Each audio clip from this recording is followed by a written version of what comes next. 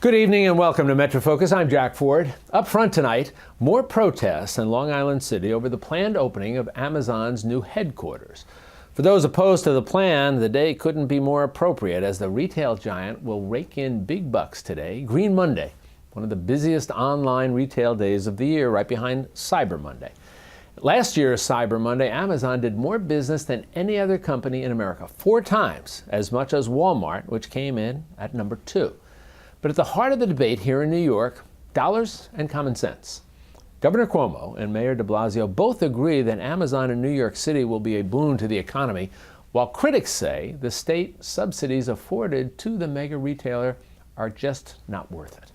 Joining me now with the latest wrangling over HQ2, the politics and the passion behind it, and other issues here is Jonathan Lentz, Editor-in-Chief of City and State New York. Jonathan, always good to have you here with us. Good to be back. And we always have a lot to talk with you about. That's right. So let's start with Amazon. All right. What are the issues that the folks who are protesting are focusing on? Sure. I think the biggest issue are the state and city incentives, totaling nearly $3 billion. And it's interesting, actually, some of the state lawmakers, city lawmakers that have joined in these protests and raised concerns, they were originally for Amazon coming here. Really, the deal breaker for some of them is that too much money that we're just giving away to a company that, as you note, is doing very well, very profitable? What have the supporters of the program said in response to that notion that, yeah, and the supporters, a lot of supporters have said, yes, it's more than some other locations are giving, but it's still worth it. Why are we being told that it's still worth it? Well, it's great for the economy, arguably. It brings in new workers. We'll have tons of workers, tons of economic development. You'll have sort of subsidiary companies, other companies, restaurants in the area, other support services that could really build on just this basic investment, which itself is very big.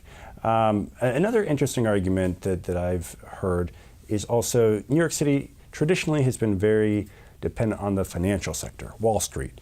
And when the markets aren't doing so well, you want a more diverse economy. Starting with Michael Bloomberg, when he was president, there was a real effort to invest in and incentivize the tech world, bringing that in. And from former Mayor Bloomberg's perspective, this is great. You have big companies coming in. Again, if the market goes down, you still have the tech businesses that are keeping things afloat here.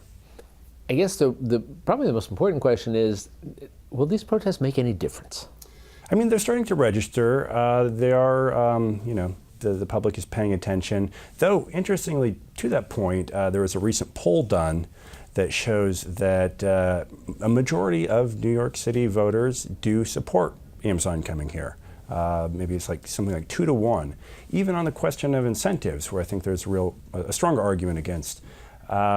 It's pretty evenly split, but slightly more people do support even the incentive package that's provided to Amazon. People like Amazon. It's easy, it's convenient, they run a pretty good service. I was struck by one of the arguments and one of the responses people have said about, it's going to drive rents up, it's going to drive property values up. And in response to that, I've seen some people say, wait, we're talking about 25,000 new jobs. It doesn't necessarily mean 25,000 new people moving in. What are we seeing in terms of that discussion?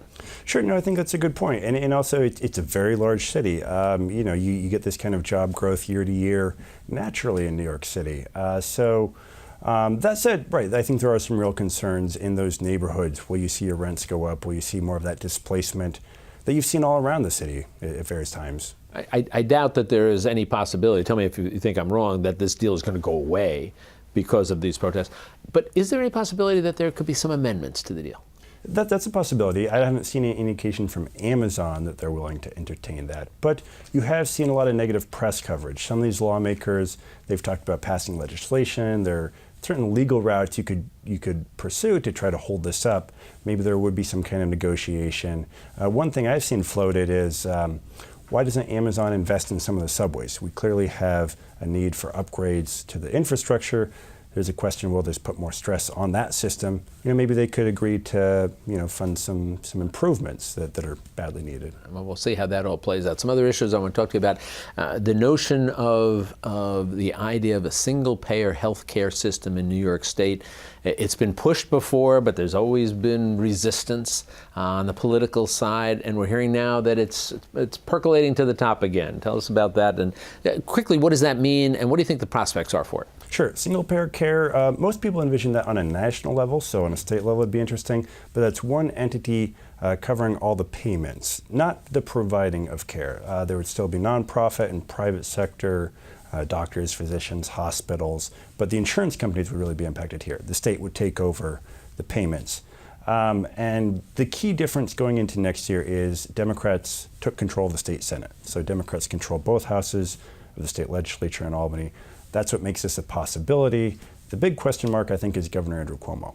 Would he get behind it? He said, look, this is an interesting concept, something I could get behind, but he has said also it should be done at the federal level. Not so sure that New York is the place to do it. Last issue I want to get to you here, and we've been reporting, and I know you've been reporting on this, the NYCHA lead paint scandal that's been revealed, and it's almost like, pulling back the layers of an onion. Each time you do, we find something more.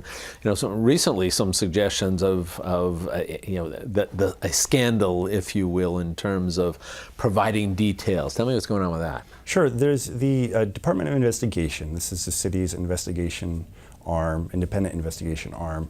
Their leader was recently fired, Mark Peters. There was a bit of a scandal there just in the reasons why he was fired. He said, look, the de Blasio administration is going after me because I was investigating things like NYCHA. They tried to shut it down.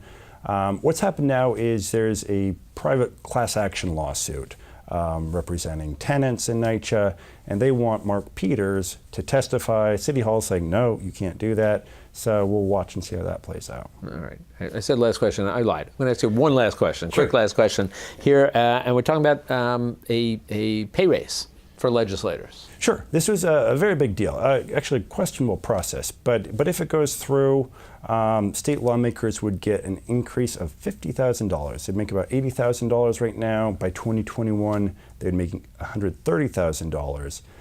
Why this is questionable? The state legislature didn't actually vote on this. They voted to set up a task force that would then come up with recommendations. Those recommendations are binding unless the legislature votes no. They probably won't vote no. Yeah, and it takes the legislators out of the position of having to cast a yes vote for their own paychecks. Exactly. Tries to remove them from any political ramifications. Politics in New York. Delightfully exciting. That's right. Jonathan, always a pleasure. Thanks so much for joining us. You be well. Thank you.